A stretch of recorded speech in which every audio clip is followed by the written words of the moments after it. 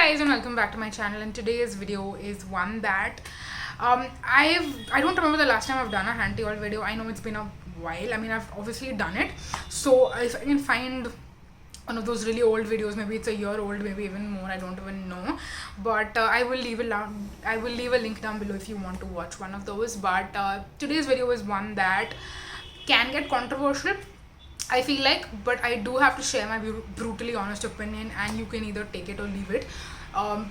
And you know, it's totally up to you. Your opinion might differ from mine, which is totally fine.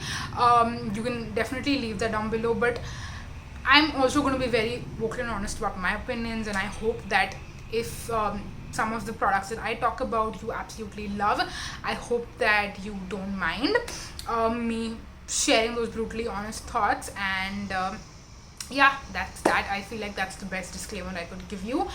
Take it for what you will, and let's jump right into the video. Now I'm gonna talk about certain brands.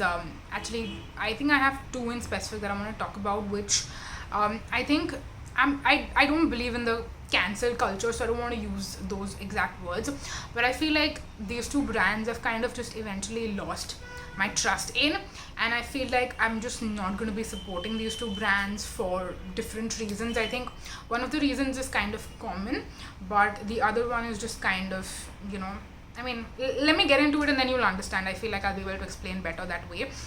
So the first brand that I'm going to talk about, that I don't think I'm going to buy any product from them just in general, because yeah, I've kind of not had a great experience with them just overall in general, and that is the brand Chemist.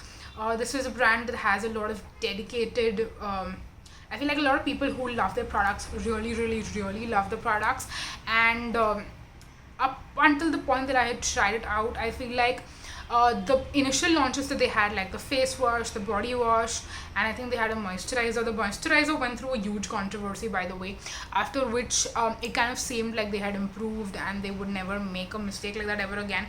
And I don't think that they've had a failed launch like that one. Like, I wouldn't say failed launch, but eventually people started noticing that the moisturizer had like turned and it was like separating, and there were a lot of there was a lot of problems, and I feel like every blogger was like posting about it on their stories and stuff like that. So I never bought the moisturizer. I never really, you know, cared about it. I just thought it was a really simple basic moisturizer, and I wouldn't spend as much money on a simple basic moisturizer as that one was. So I think for that reason I was just never into it. But later on I bought their Porology Toner, I bought their Vitamin C Serum, and I also bought their overnight, I think, resurfacing exfoliating AHA serum, whatever they have. That one also has, I think, bioretinol or something like that. No, it was, I think, bakuchiol, I don't know how you say it, but I think that's also one of the ingredients. So these are three products that I bought from them, and I will be making a dedicated review video on those three products, but none of those three worked for me. The vitamin C kind of, I think, turned, and then it broke me out really bad, and then the Porology Toner and the AHA resurfacing bakuchiol serum or whatever, those two just did not give me results at all. So I think even if there was one product from them that I really liked, not to the point that it's an absolute holy grail, but just liked, I think I would still want to give them a chance. But I just feel like their brand and their products are not really meant for me. They're way too gentle. I feel like they suit more sensitive skin type people, and that's why I'm just like, you know what, I think this is just not a brand for me. So I'm not cancelling the brand, but I'm just not, I don't think I'm ever going to buy anything from them. So I just wanted to put it in the anti-haul list as well, because I think anything they ever come out with from now on, I just think I'm not going to be into at all. If that ever changes at any point, I will obviously let you know, but for now the brand is just a big no-no for me. Not because the brand is bad, but really the products are not catered to me and they're not meant for me. So yeah, that was Chemist. The other brand, and I feel really bad saying what I'm saying, but it's the honest truth, and that is Dr. Shades. This brand is one that when they first launched, I didn't really know much about it. I didn't know who the founder was. I didn't know. I knew it was biodermatologist, but I didn't know who the face of the brand was. Or no, he's not really the face, but he's the founder of the brand, Dr. Anish Shade. And when they first launched, I tried out a lot of their products, and I still have that video up on my channel. It's almost 2 or 3 years old at this point. And I spoke about a lot of products, and the only product I liked out of like 6 or 7 was their sulfur mask, which is, I still think it's great, but when I repurchased it, I noticed the formulation was really weird, and I don't even think I used it much. I think I just threw away the second one that I bought. And they're really old products, like their OG products. I did not like any of them. So eventually I had just kind of like put it on my list of brands I'm never gonna try out and never gonna buy any product from. But then they launched their clinically at home line, which I bought the niacinamide serum from, by the way. I have it in my collection. I haven't opened it up yet, and this niacinamide serum had a lot of problems, okay, by the way. It went into, again, the same thing that happened with the Conscious Chemist moisturizer. A lot of people were noticing weird things, and they were noticing that their serum really didn't look the way it was supposed to, and there were just a lot of problems. I did look at mine, and mine was perfectly fine, so I don't think that is an issue. But yeah, the clinically at home line I was really into. Their vitamin C, by the way, I was not really into, not because I think their vitamin C serum was not appealing to me, but when it launched, at that point I was just not into vitamin C's anymore. So that's why I put the vitamin C on my anti-haul list. But the niacinamide I liked so much to the point that I actually bought it, and I have it. I will use it for sure. But then they launched their alpha arbutin, which I was really excited about, because alpha arbutin, again, I discovered is an ingredient that does great things for me and my skin and my hyperpigmentation in specific. But then recently I noticed some bloggers talking about the alpha arbutin as well, which is turning yellow, I believe, and again, it doesn't look the way it's supposed to. And I don't know if the brand, I'm pretty sure the brand was made aware about it, but the brand has not commented on it. They did comment on that niacinamide serum and the issues that were going on with it, but they did not comment about the alpha arbutin one, at least not at this point. So I don't know again what's happening with that. So yeah, I was about to get the alpha arbutin. It was on my wish list actually, but then after seeing these things, I was just like, I don't know, maybe I don't want to, because if it happens with one product, I understand. Like with Conscious Chemist, it happened, and I think they've rectified the problem, which is why it's never happened again. But with Dr. Shades, it happened with the niacinamide. Now it's happening with the alpha arbutin. They're eventually going to launch more products. You never know what's going to happen with that as well. Like, you just never know. And I feel like there are so many similar ingredient-based products out there that this problem has never occurred with, like Minimalist, like there are so many other brands out there with which problems like these have never ever happened. So why would I take the gamble and the risk of buying from a brand with which such problems do tend of happening? So for that reason, I'm just like, I don't think I really want to get into it. So the alpha arbutin is also on my list, like my anti-haul list. I don't think I'll be buying that. They also launched the Niacinamide Toner, I think a little bit after they launched the Niacinamide Serum. And the Niacinamide Toner was on my anti-haul list, not because of, again, any of these reasons, but mainly because I've used Niacinamide Toners in the past, and I think that I don't really see results with it, to be very honest. At least the results that I want to see. Results of, reduced, like, not shrinking of pores, but like less visible pores. I don't really notice that with niacinamide toners as much as I notice it with niacinamide serums. So yeah, for that reason I did put the niacinamide toner on my list, the Dr. Shades niacinamide toner on my anti-haul list. But yeah, I think Dr. Shades is also a brand that I'm just not going to be ever buying from in the future, because I can just rather buy from other brands with whom I won't have to worry about if or not this product is going to go bad at some point, or am I going to have some sort of like growth in this product, or am I going to have the color of it change or something. No, I just don't have to worry about those things with other brands, and that's why I don't think I'm going to be buying from this brand. And I feel like I've just been speaking about this for 10 minutes. So now let's move on and just talk about some other product categories and just general things that I don't really like. I know I don't have a lot of specific products as such to talk about in this video, but hopefully the next time I do one of these videos, I'll be more mindful about like curating a really nice list and sharing that with you, because I think that will be more helpful. But since this is the first video, I wanted to kind of make it just an overall category and brands and just broaden the scope of discussions. So yeah, that's why I'm keeping this video the way it is.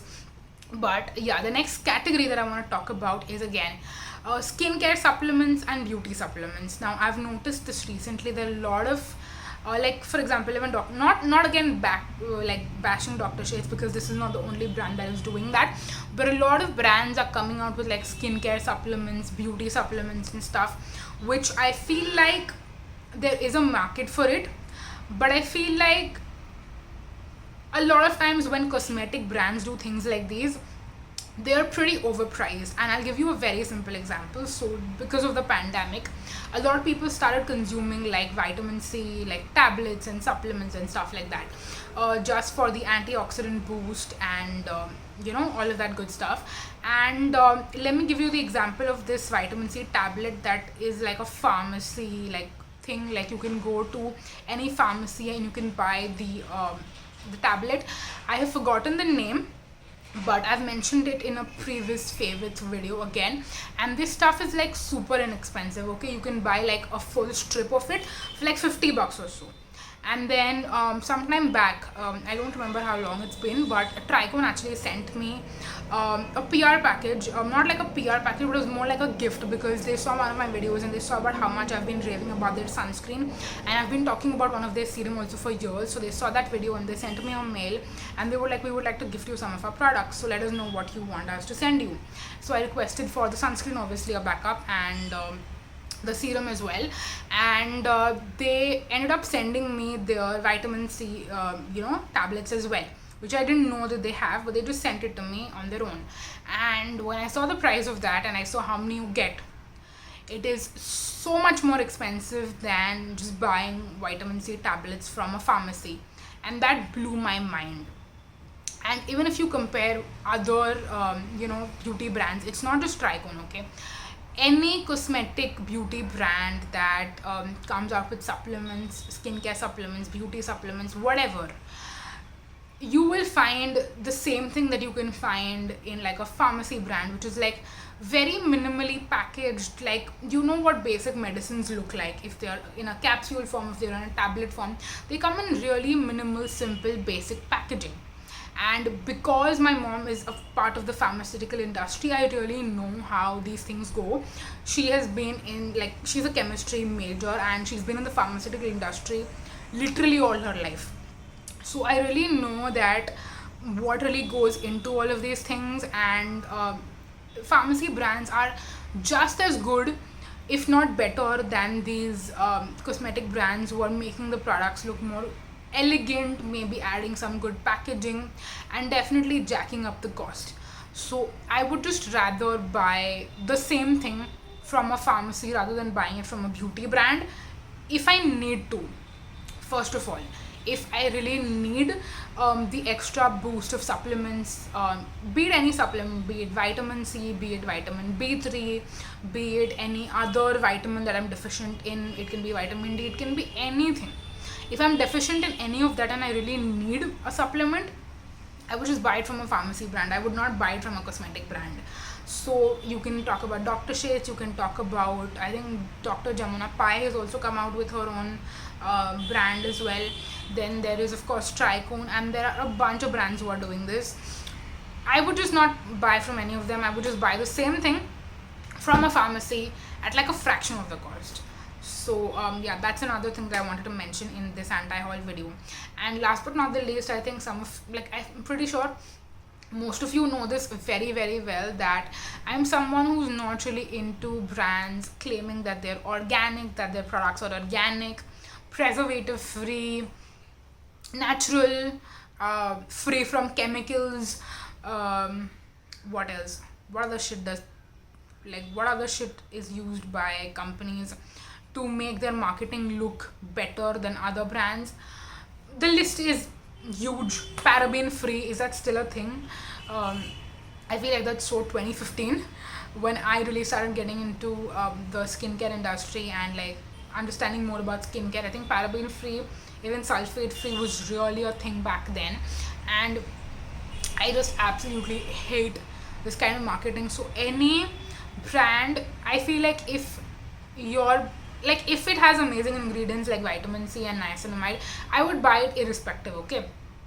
But if the key focus of your brand, or rather your product that you're launching, is not really the actual product and the key active ingredients, or even if it's not an active ingredient based product, okay, even if it's not, if the key focus of your product is not really the ingredients and what it's supposed to be doing for you, but it's more about the free from marketing and how it's not artificial, natural, not synthetic, chemical free, whatever shit, if that is your key focus, it's automatically going to be on my anti-haul list. So I just wanted to mention that to you.